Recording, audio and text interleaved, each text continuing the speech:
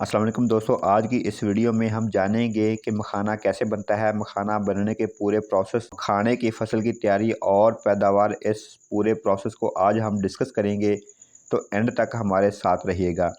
तो चलिए जी शुरू करते हैं। दोस्तों, मखाने की फसल को ज़मीन में काश्त नहीं की जाता है, बल्कि इसे एक तालाब या जोहड़ में काश्त किया जाता है। बुवाई से पहले अक्टूबर नवंबर में तालाब को दीगर जड़ी बूटियों से साफ़ किया जाता है और फिर दिसंबर जनवरी के महीने में बीज को छट्टे की सूरत में तालाब में बिखेर दिया जाता है और इसका बीज काले भूरे रंग का होता है। मखाने की बुवाई के कुछ दिन बाद जनवरी फरवरी में इसके छोटे छोटे पत्ते निकलना शुरू हो जाते हैं और अप्रैल से मई तक पूरा तालाब गोल और कांटेदार पत्तों से भर जाता है और इसकी जड़ें भी काफ़ी लंबी और रेशेदार हो जाती हैं। अप्रैल के आखिर में इस पर फूल आना शुरू हो जाते हैं जो जामुनी कलर जैसे दिखाई देते हैं। मई के आखिर तक इन फूलों से फल बनने लगता है।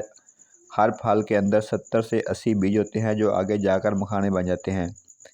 जुलाई के महीने में ये फल पक कर तैयार हो जाते हैं और फटने लगते हैं।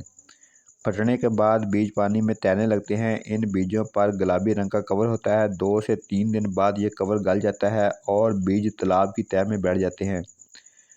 अगस्त सितंबर के महीने में इसके पत्ते भी गल जाते हैं। इनों की सफाई करने के बाद मरहला आता है इन बीजों को तालाब से निकालने का, जो तालाब की तह में बैठ गए थे।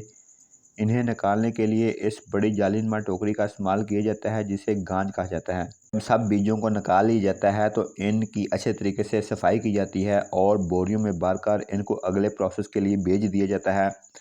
फिर इन बीजों को धूप में अच्छी तरह से खुश्क करने के बाद इनकी ग्रेडिंग की जाती है और फिर धूप में रखा जाता है, जिससे इन बीजों का कलर ब्लैक से गहरे लाल रंग में तब्दील हो जाता है।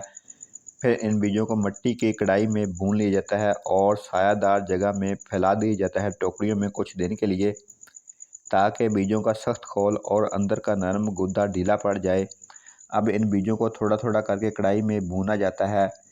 इस मकसद के लिए 4 मिट्टी के कढ़ाइये और एक लोहे का कढ़ाइये की ज़रूरत होती है। लोहे के कढ़ाइये में जब इन बीजों के चटकने की आवाज़ें आने लगती हैं तो इन बीजों को कढ़ाई में से निकाल कर लकड़ी के बने इस चौड़े टुकड़े पर रख कर थापे की मदद से फोड़ा जाता है, जिससे छिलका टूटकर अलग हो जाता है और मखाना अलग हो जाता है। अब जो थोड़ा बहुत छिलका इसमें रह जाता है, इसको अलग करने के लिए इसे मशीन में डाला जाता है।